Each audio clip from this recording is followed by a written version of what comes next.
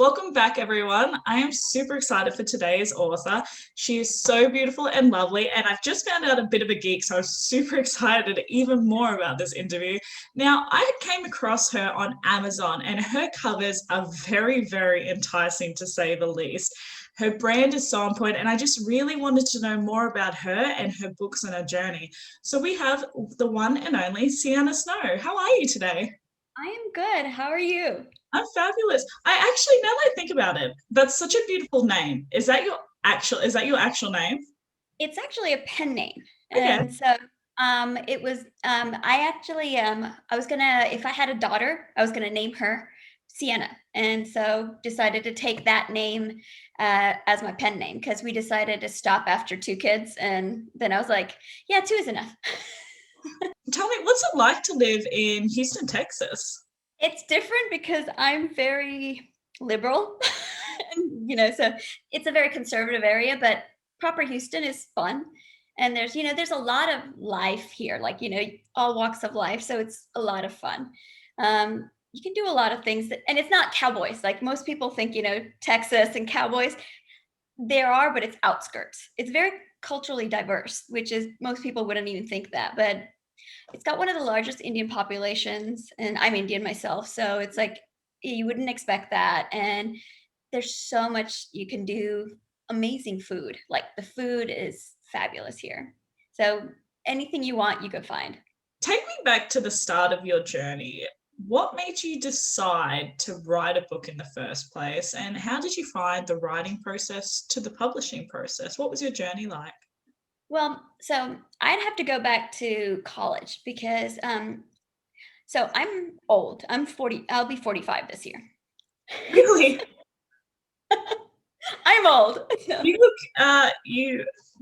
whatever you're drinking or eating, please disclose afterwards because you look great. Thank you. But when I was in the early 90s, when I was in, well, mid 90s, when I was in college, I wanted to become a writer, go do English lit. And my parents, they were immigrants, and they were like, no, no, homie, you can't do that. And so I had three choices: become a doctor, become a lawyer, or go into business. And then I chose psychology. And so I did psychology and business, and then I went into corporate America. And I wanted to write back then, and I just kept dreaming about it. And I was an avid romance reader.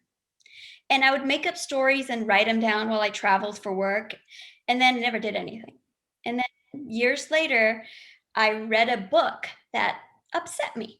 Like, when you read and it's like one of those DNF books, and you're just kind of like, ah. So I threw it across, like I literally threw it. I'm like, I am upset that this author made it not okay for a woman to own her sexuality.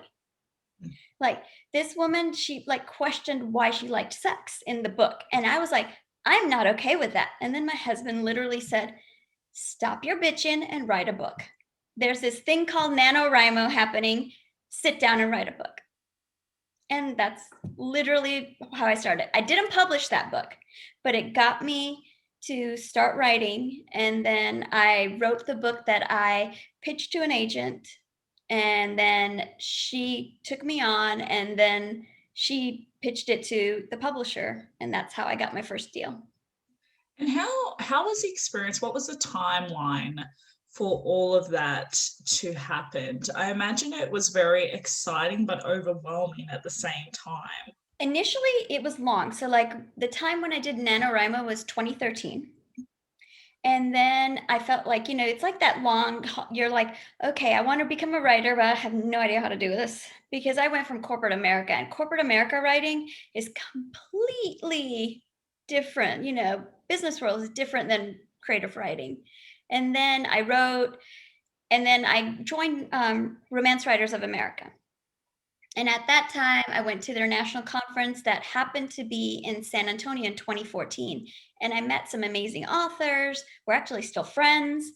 And they kind of were like, take these classes, do this stuff so you understand the writing process of romance and learn about the story structure. And it really helped me.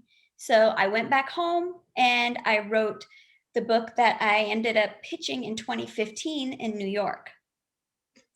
And that's when I got my agent and my deal. So it took that time. And then my book actually didn't publish until the next year, at the end of the next year, so 2016. So I'm kind of still like, I personally still think of myself as a newer author because I didn't publish my first book till November of 2016. And what book was that? The title? That was Rule Breaker. Amazing. And they're beautiful covers. I was stalking you, just the little. But and they're stunning covers. It's so because after you've completed that series, you've now gone on to indie publishing.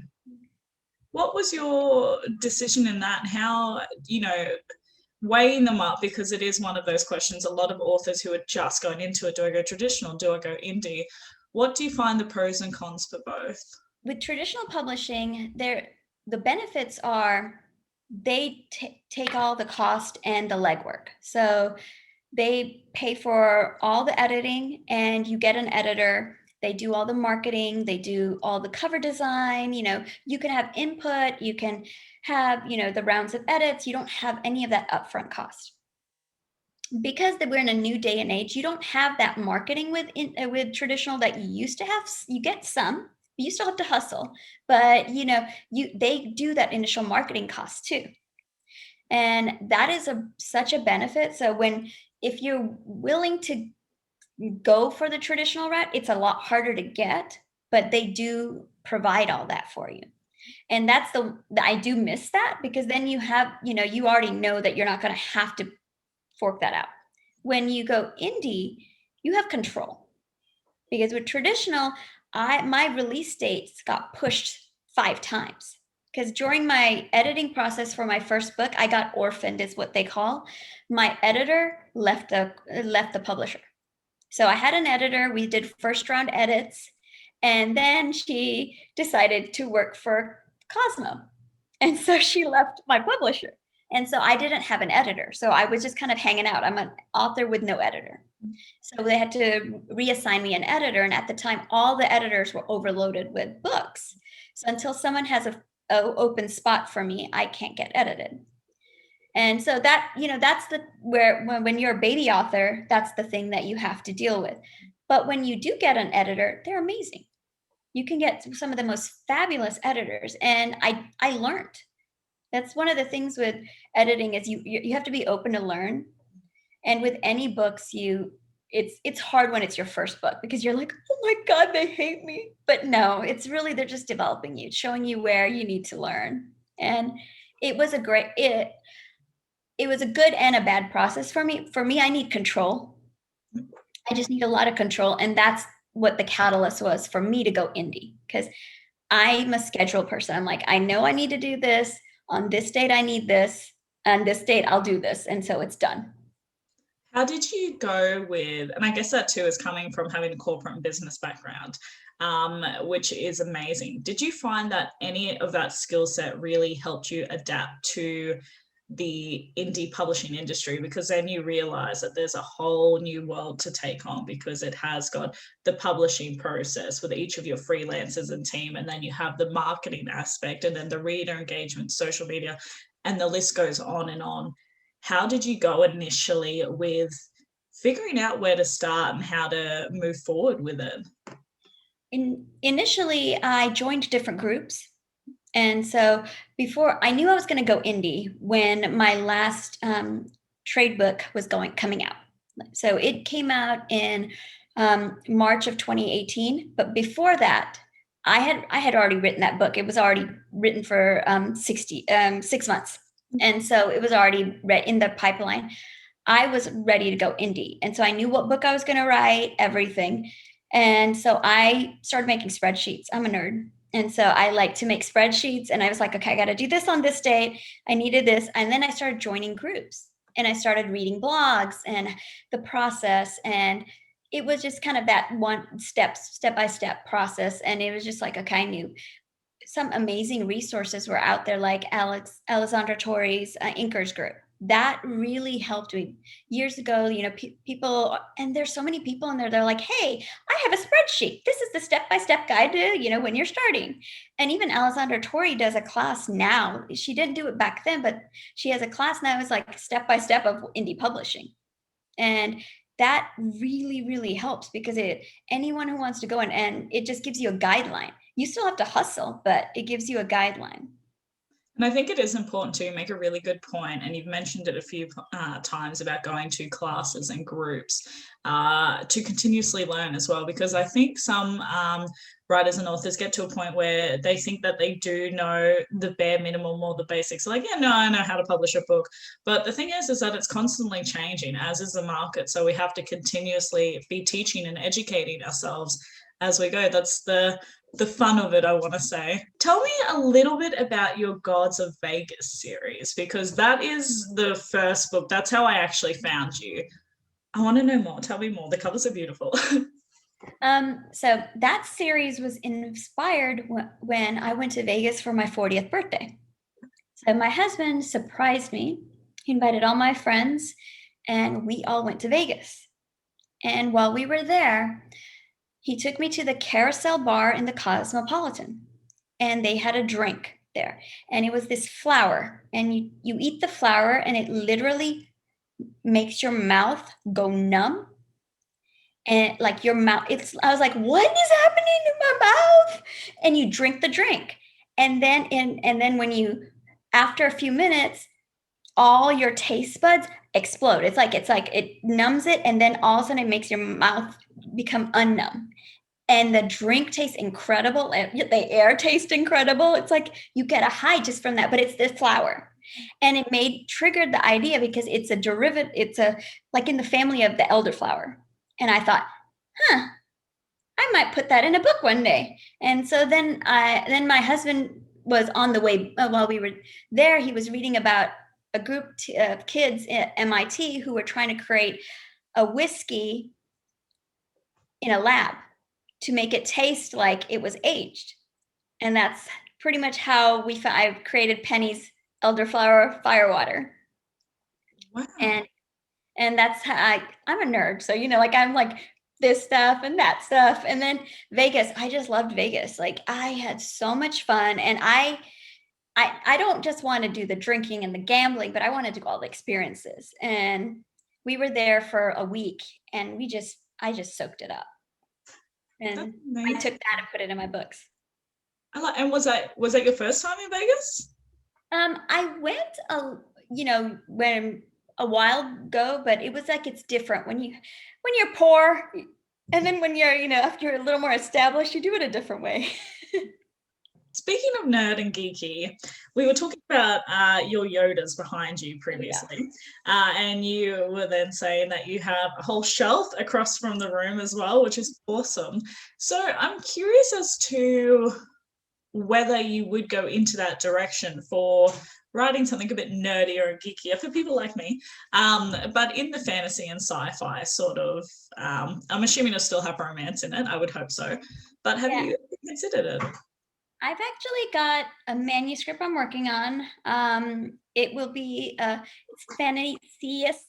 I don't know where category it would be put in. My girlfriends are like, one person tells me it's kind of more paranormal, and then another one's like, no, that's totally fantasy. I have no idea, but I'm working on it. And of course, I can't write anything without a lot of sex, so it'll have that in there. I just write really high heat, so it just like it just always veers left, to that. So, but I'm excited about it. It's something that I've thought about, and then I just decided to do it like kind of like a preliminary write out of it.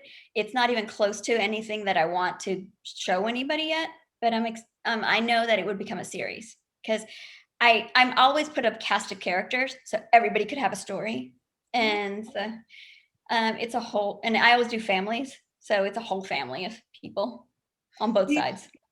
Do you think that it's so, like, personally for myself, I enjoy writing different genres, especially ones that I haven't written before, because I find that it's a different kind of challenge, because obviously you're comfortable in your writing, but you have to channel it in a different way. Did you find the same experience when going to that different genre?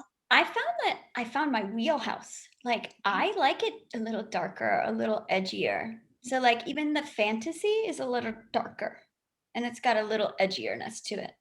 It's got subject matter that is a little darker and edgier. Yeah. And I like that. And so it's just kind of like when I try to do the lighter stuff, I felt like I wasn't being true to myself. And so, but even if I go do a different genre, it'd still be a little darker because it's fun to do. I like the anti-hero, like the bad boy. I just gravitate towards that. Would you say as well, having a background in psychology as well, that has really enabled you to better connect with the characters that you're creating, to have more of an in-depth as to why they're doing certain things or why they have particular behaviors? I think it opens me up to research it because even the book that I'm writing right now, it's the follow-up to the Dangerous Kings, and in this one there's a lot of psychological issues because both characters, the heroine and the hero, have been through trauma. And so I had to research a lot about this trauma. I actually contacted one of my girlfriends who is a practicing psychologist. And I was like, all right, how do people react with PTSD? Am I going in the right direction? Does this actually happen? With trauma, people do behave this way. And she was like, yes, nope, don't do that. Yes, and so I wanted to be true to my characters because I want to be open-minded and be honest, because if someone who's reading it has been through that, they'll be like, oh, this is not real, So I want to make sure that they don't get triggered by something that's not real and I'm authentic to it. I want to talk a little bit about travel. Since we're all like kind of in lockdown and it's the worst thing ever, not really, but you love travel. So I want to know where your favorite place has been so far, and when you can, where are you going to next? Well, one of my favorite places is Australia. Oh my God, it was just the best experience I have had. I loved it. The travel, we had such a good time. The group we were with, with my family, we have never laughed so much and just smiled the whole vacation. It was just, the experiences were just incredible. And it was just, we traveled all over the place. And, even on the days that it rained, literally, a typhoon was coming and we were supposed to go to the barrier reef, and we got there to the platform where we were supposed to go, and I got to go out and scuba dive, and then all of a sudden they're like calling us in because they're like, no, the waves are too high, and literally I'm bouncing up and down, but it was still fun because they're like, it's too dangerous, you got to come back, and I'm like, okay. But it was fun. Who has that kind of experience? It's just once in a lifetime stuff. It was amazing. Are you coming to Babe in 2023, the book signing? I put in a interest form, so we'll see. Oh, I hope so. That'll be great. Then we can meet in person. That'll be awesome. Yeah. So where would you go next? Would it be Australia or would you try somewhere new? I'm actually booked for a trip. It's one of my bucket list trips because I was supposed to go somewhere at the end of 2019 and got canceled because my husband, he's a physician and he's a medical director. And one of his other doctors, his wife went into early labor. So they had to change up our Christmas schedule and we had to stay. And then we were going to go on a vacation in March of 2020. And you know what happened. And so that got canceled. And we had already booked a trip for June of 2020 and that got canceled. So everything I've been planning has got canceled. And right now we're not traveling for now. And then my son, if we start traveling in this summer, we got to look for colleges because he's going to be graduating high school. So in December, we are going to Antarctica. Wow. That's going to be cold, especially considering you live in Texas. Yeah. But it's a bucket list trip. And my husband's just like, he's like, we haven't done anything for 2 years. Let's do something really fun and that we haven't done. And our travel agent, she's like, there's only so many spots for this. Nat Geo only does so many spots for this. Do you want to go? And I was like, yeah, I'm not going to say no. I'm so jealous right now. That's amazing. I can't wait to see all the photos and hear about it. Yeah. I want to know, because you go to book signings and events, Yes. Mhm. Cool. What has been your most memorable reader engagement moment? So my favorite engagement was so this I was actually not even it was surreal. I was just standing in line to go in to eat. And I had no idea somebody was calling Sienna, Sienna, and I had no idea what was happening. And one of my girlfriends, because we were actually going to drink, and this lady comes up to me, and she has all my books in her hand. She missed the signing, Oh, and she comes up to me and she goes, "Will you sign my books?" I'm like, "Oh yeah." And so because I've never had someone bring all my books, like carry my books, like I'm like, okay, it's like an amazing feeling when someone seeks me out. So it's like it had me like in tears that someone sought me out while I'm like waiting in line to go drink and at a conference. And then she stops me and she's just like, "You helped me through postpartum." And I had extremely bad postpartum. So it was just like, oh my God. And so I'm even tearing now, but it was just the most incredible experience.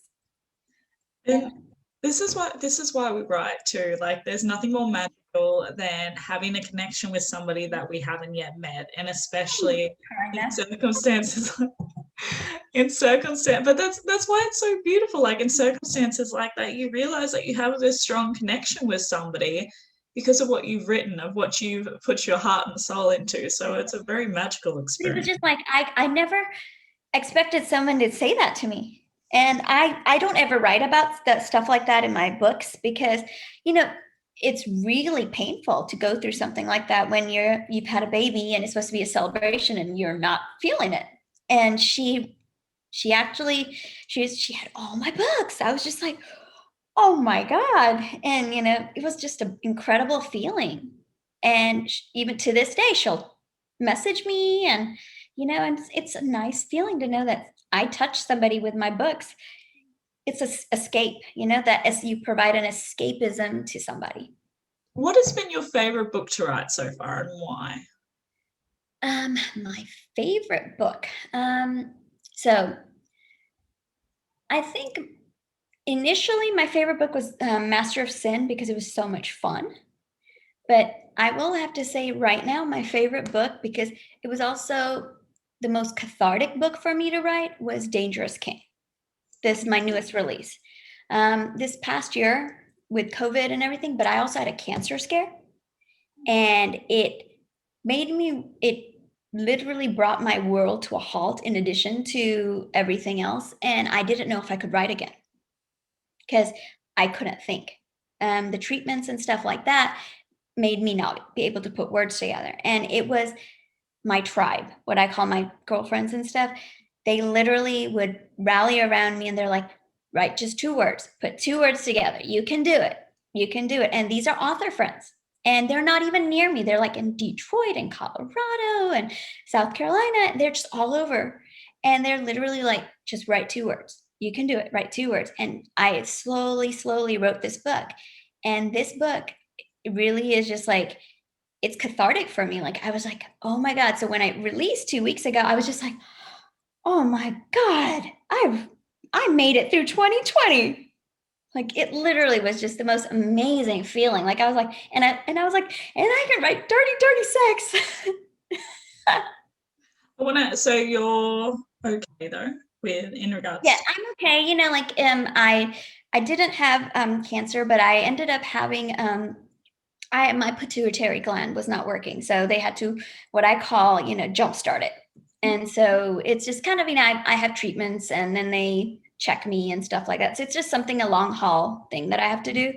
But right now my brain is working again. So it's amazing. So I'm writing and I just finished the second book yesterday, literally yesterday. So it was just awesome. So I'm editing. Congratulations. Yeah. And this is something I often have a discussion with my tribe, so to speak. And this is why it's so important to network and engage with fellow authors, because you do create a little world and a bubble with the people who really understand you. But also, one thing that I have to often encourage is it's okay to rest. And when we do have personal things happening, taking a step back is okay. It doesn't mean you're never going to go back to it, but you do need to put yourself first. And so I often see a lot of people, a lot of writers, should I say, put so much pressure on themselves and so much negativity because I'm not writing this or I'm not doing this. And then they go into this like failure mindset. It's not like that at all. You're allowed to have time off. It's okay to rest. So I think that, and as you did as well, you had a personal, we'll say hiccup. Yeah. Like, you had a personal, take that time for yourself, and you did go back into it. So it And is good to my have. girlfriends, they literally it was they not sat me down, but like it was over Zoom, and they were literally like, you need to chill the fuck out. Like, stop, you can't write and it's okay. And because I was crying, I was like, why can't I put words together? Why doesn't it make sense? And I was like, I'm an author and I can't think. And they're like, you're having brain issues, it's okay. And so we would laugh, and they would just make me feel special, and that pushed me through. And then once I started feeling a little better, we literally do time sprints. So they're like, okay, and they would do like a dominatrix with a whip, and there's like, okay, come on, we're gonna do a 10-minute sprint. And that's how we did my book. So they would encourage me like that. They're a blessing. They're a true blessing in my life. What does your day-to-day routine look like then? You are a full-time author. What does it look like? How do you keep disciplined enough to make sure that you have books coming out often for your readers? So with the hiccup, I had to stop. But before the hiccup, it was wake up, take my heathens to school, and then come home, and literally have a cup of coffee and come to the office, do some work on my reader group for a little bit, and then I would write. I would write from like, usually if my husband comes home, he's a real time suck. So we had to make an agreement that if my office doors closed, he cannot come in, because he literally is like another child. So I love him to death, but he wants to talk and I can't write and talk. So I work from 10 to 12, and then I'll take an hour break. And then I used to work from 1 to 3:30, and then I would get up to go pick up my children. And then when they came home, if my husband was home, I'd spend time with him because his schedule's insane. But if he wasn't and the kids were doing homework, I would write again. And then I was done. And it's that kind of a routine like that. Otherwise, if I was in a crunch, the kids knew that mommy's writing, leave me alone. So on the weekends, if I was on a deadline, it wasn't always, but I would literally wake up at 4 a.m. and start writing. And those days were rare, but it happens. When you're just like, when the muse is happening, you just got to write. Yeah. Where do you fit in time when it comes to marketing and things like that? Or do you have a team member who does that for you that you've hired? So I have, since I got sick, I'm having to redo a lot of stuff, because I used to have, my reader group was very active until I kind of let it go a little bit.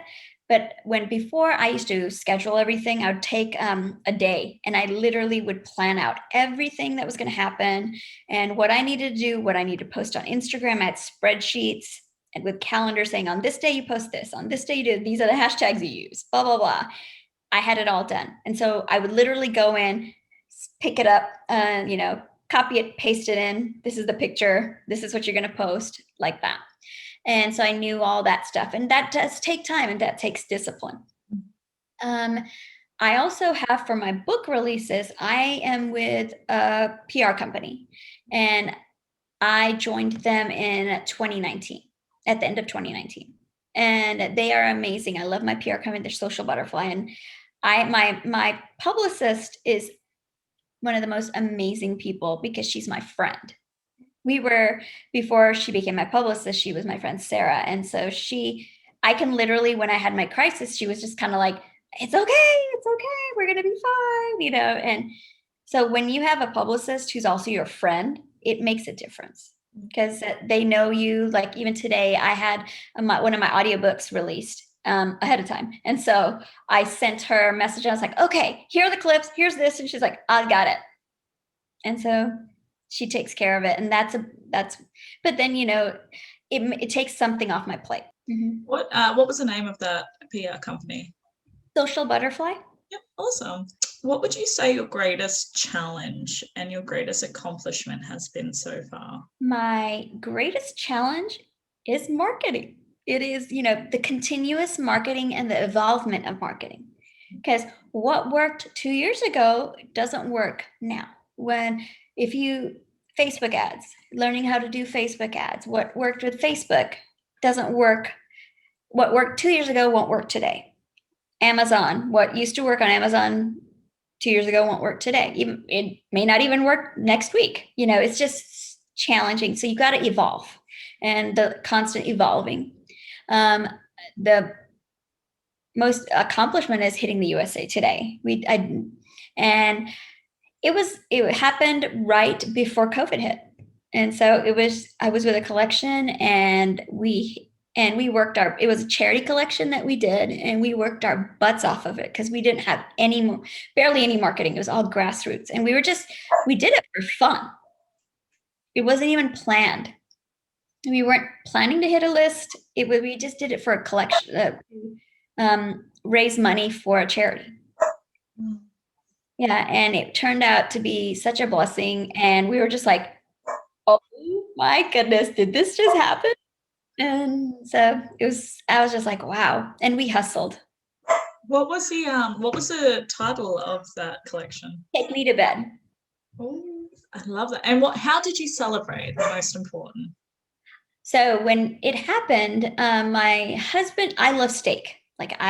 Give me a good steak. And so my husband took me to this steakhouse that I love, and we only go there on special occasions. And we got champagne, we got caviar, and it was just kind of like a big celebration with me and him. Wow. And I feel like living in Texas is a perfect place to be a steak lover. Oh, yeah. I know it's not your favorite thing, but what would you say your 3 top marketing tips are that if you remain consistent with them, you will see results? Branding. Don't jump around. Have an aesthetic that looks, that is your branding. You can change it, but if you change it, do it to all. Don't just do piecemeal. It's a complete package, because you want people to know. So when people look at me, they know they're going to get a little darker, because even my colors are a little darker romance. They're the blacks and the reds and things like that. So people know that when they come to me, they're going to get sexy. They're not going to get sweet romance there, because it's just automatically, you'll get the hot guys, and so you want that branding. That's a big thing. Another thing is be open-minded. Like, a lot of people are like, this is the only way to do it. And there's so many ways to do things. People make amazing money doing many different ways in marketing. Be open-minded. Don't just say, oh, their method won't work, because you may not know that if you give that method a shot of marketing it. Because someone just told me, they're like, oh, do translations like this. Well, and I was like, oh, and another person said, don't do that way. Well, I'm doing their method, and it works. I was open-minded about it, and I found out that it works. One amazing example is, so you have the choice Kindle Unlimited or go wide. And so I had an author friend, and she is quite successful and established, and she was so against Kindle Unlimited. And again, it is each their own, whatever the author wants. But she was so against Kindle Unlimited. But then when COVID hit and Kindle Unlimited had the 3-month trial for free for readers, she thought, okay, I'll give this a go. And she put one book in at a time. It's now been about, I think, 8 months. She is in there full time, and she's gone from, I think it was like $3,000 she was earning roughly a month to $10,000 a month. And that's because she's invested into Kindle Unlimited. And she's like, oh my goodness, I can't believe I didn't do this sooner. Why was I so against it? And that's just one example. There are many other examples I know of people being so stubborn. I might talk to them 2 years prior and then I'll meet them at another signing and they've changed that one thing that they were so against. Yeah. And it's worked so successfly for them. So trial and error. Yeah, like, and opposite too, like there are people who are like, I can't leave KU, I can't leave KU. And I was like, you may have a new audience. You never know, because I make as much or sometimes more on Apple some months. Mm-hmm. Yeah, and I would not have done that if I hadn't left KU. I was scared to do it initially, but then other authors dip your toes in. If it doesn't work, you can always go back. And so it was a opportunity. And then the last tip I say is, it's not technically marketing, but it is hire a good editor, because if you get bad reviews because your book is not edited well, that's bad marketing. And that will not market your book well. When you get reviews that say this book is written well, and you get that, those people read that, because Goodreads is like Children of the Corn for authors. And if you get bad reviews there, it can really be bad for you. So you want that. Honestly, so Goodreads really is like, I've never heard somebody compare it to Children of the Corn, but so accurate. I've had to give Goodreads up a little bit because I have had trolling on there, like huge trolling.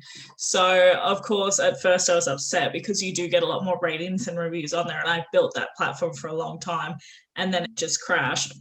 But it is what it is. And it's one of those things as well, like, unfortunately, that is out of my control.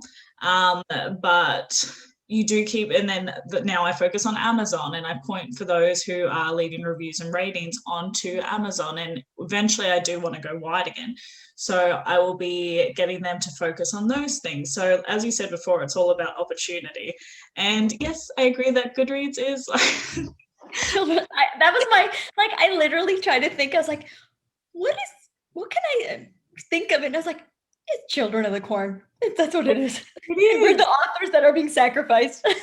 Honestly, that's why I say to a lot of friends now, sort of, especially newer authors, and they're just like, oh my gosh, I got this terrible, like 2 terrible reviews on Goodreads. Or I was like, yeah, you got to take it with a grain of salt. And that's like any ratings or reviews as well, as sort of. It's not for us, we have to remember, it's for the other readers.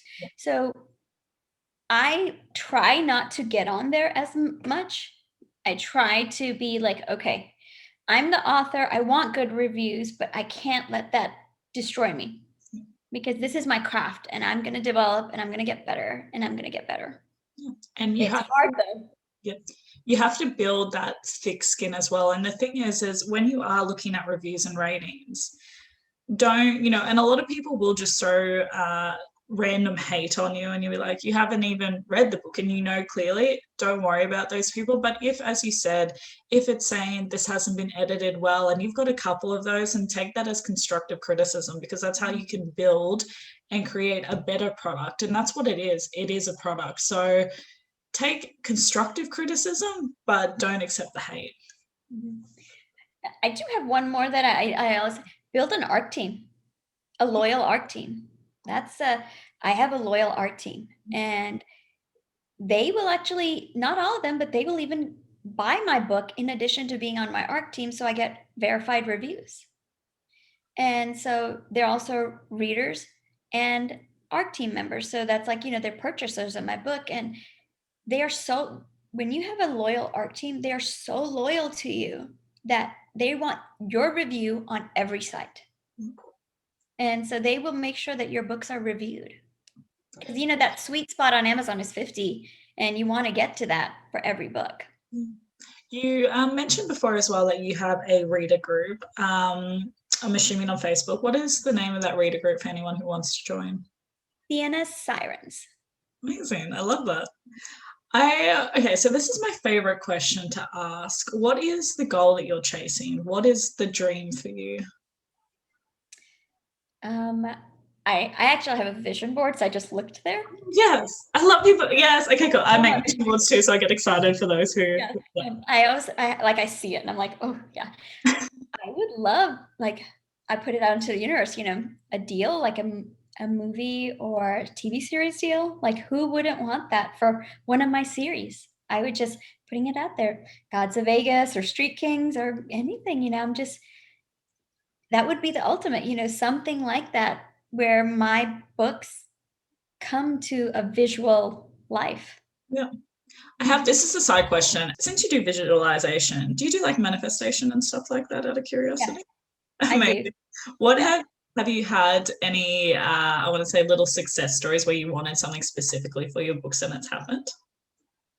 So with Street Kings, when I was writing it, I'm in a group with some other authors, Lisa Mino and all of them, and we were doing meditation, and I was meditating in that, and she was just saying, thank the readers for your release, thank the readers for this book, visualize this book going out into the universe and people loving it. And then I was like, okay, because I was so nervous about Dangerous King because I didn't know if it was as good as my Gods of Vegas series. And then when it released, I was just like, oh my gosh, it released, this is my best release ever, that kind of feeling.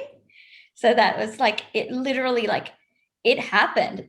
And I didn't even, and it was, I didn't do any more marketing than I've ever done. It's the same level of marketing I do for all my books. I always like put all my umph into it.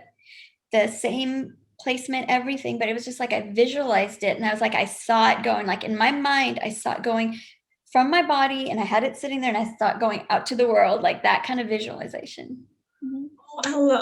Yes, it makes me so excited because yeah, I love doing good old visualization and manifestation. So it's very interesting when I interview particular authors who I can see like do the same practice. And it's interesting seeing what they've succeeded. And I think too, like just having a positive, it's always better to be like, oh, here's instead of throwing another book into the world, going, yes, it's super positive, it's going to be great. Yeah, and I truly believe that, like what we put out is what we're going to get. So I have a new segment. It's called Speed Dating with an Author. So we're going to go on a very romantic date. I lit a candle. I'm a gentleman. But basically what it is just 5 rapid questions. Are you ready? Okay. What's the clumsiest moment you've ever had? When I first dated my husband, when we were going on our first date, we were going into this elevator. It was like our first date. I tripped right in, like right in. Face first? Yeah. Oh. I'm a very clumsy person. And and he caught me with my shirt. and that's and and he was like, she's the one. I need to look after her. I need to protect her from herself. my mom has literally said, thank God you married a doctor because you have hurt yourself so many times. I trip. It's ridiculous. What is the 3 best words you would use to describe yourself? Loyal, loving, and goofy. Oh, that's a nice trio. Especially the goofy part. I guess if you're a bit clumsy, you kind of have to laugh it off a bit. What is the song that best describes you? Survivor by Destiny's Child. Oh, classic. Yeah. I love that song, and it's literally what I believe about myself. Yeah. What is your life motto? Believe in yourself. Like, keep going. Don't stop. What is a unique talent or skill set that you have that not many people know about? I love to sew. Really? Yeah. If I can sit down and have the time, I love to sew. I like make little bags. I'll sew pajama pants. My kids are like, "Mom, sew this up for me," and I can sew it. That's awesome. Do you make things from scratch as well? Yeah, like I'll get fabric and stuff like that, and I can do it. I haven't been able to do it recently, but I enjoy it. I have my little Singer sewing machine, and I have a little sewing table that you can put the sewing machine into it, and then you can pull it out and everything. It's upstairs. It's upstairs in my hallway, and I do it. Do you put any photos like on Instagram and stuff, or is that a secret nook? I don't normally do it because it's not book related usually, so I don't. I've had such a good time. Let us know, where do we find you? What books do you have coming out? What do we need to know? You find me on Instagram and on Facebook. I have my reader group. I do have a Twitter account. I'm not as much on there because Twitter kind of scares me. And because when I get on there, I like sink into the hole and I start doing other stuff instead of posting. So it's just kind of, and then I have my website. So usually it's updated for most of my books. I have currently, Dangerous King came out 2 weeks ago. And the next book, Vicious Prince, will come out in August. And then the next one will come out in January. So I'm giving myself some grace this year. So, but in between that, I'm doing a lot of foreign releases. So Germany, Gods of Vegas will come out in Germany and France and in Spain. So in Spanish. So I'm putting them all out in the different languages. And so that's the process right now, and audio. That's exciting. How did you find both of those processes with audiobook and then also changing it into a different language? With audio, it was just, I think, okay, so this is another one where I manifested it. I literally sat there and I was like, I'm going to make a list of, I love audiobooks, all my favorite male narrators. And I was like, if the universe wants me to have one of these guys, it's going to happen. So I went to directly and I emailed each of them and I said, hey, I have this series. Are you available to narrate it? And each of them, and every single one said yes. And I was like, okay, then. So then Joe Arden, he goes, hey, I have a production company. Would you like me to handle it for you? So you don't have to handle it. And because of my illness and stuff, I wasn't ready to be like manager of everything. And I was like, you know what? I'm willing to pay a little extra because I know that this will work out. And so Joe Arden is my narrator.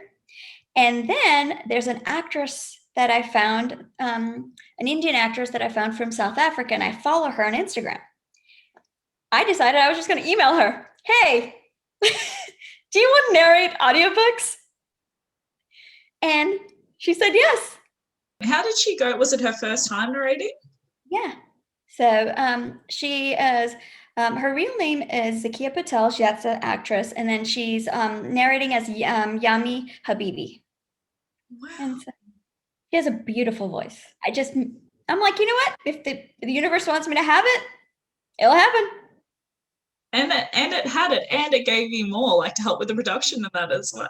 Yeah. These are the success stories I love hearing. It gets me so excited. How did you go with the like the foreign rights, with changing it into different languages? So friends, I'm one of those people that there's no shame in my game in asking for advice. If there's someone that I respect, I'm like, hey, would you mind having a conversation with me in the process? I wasn't asking for the names of their people. I was asking for what is the process and stuff. So I decided I reached out to a few authors that I respect. And then I said, hey, and we're friends and, we're friendly and stuff like that. And I said, could we do a call? And so we did a Zoom, and she walked me through the process of doing she's like, I know this guy and you should expect this price and you should do this. And if in this country is this and this country is this, and you'll need to get a proofer and you'll need to do this. And it's kind of like the same writing, like in our regular English writing process. But then she just goes, my guy is, I don't have anything to give my guy. Do you want my guy? Okay. And so I got my German guy. That's amazing. And this is like another thing too, is never be afraid to ask, because everyone's willing to help one another. We're willing to have that conversation and share There the are some amazing people out there. We've just got to be open to it. And I just feel like, people focus on all the negative. I try to stay away from that because I don't like that energy. I'm one of those people that I pick up on a lot of people's energy, and I try to stay away from negativity.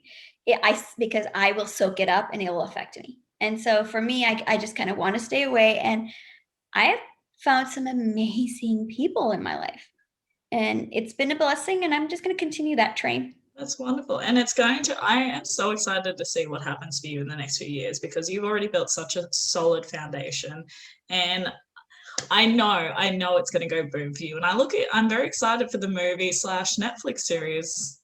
Yeah, I would love that. That would be so amazing. I'm putting it, universe. I'll put it out there for you. After this, I'll go, this will happen. I love it. Yeah. Thank you so much for hopping on today. I've had such a blast. Thank you for inviting me. This is fun. I'm going to love you and leave you. I hope that in the near future I can have you on again, because this has been a lot of fun. Oh, I'd love to do this again. Thank you so much, Sienna. Have a good day. Bye.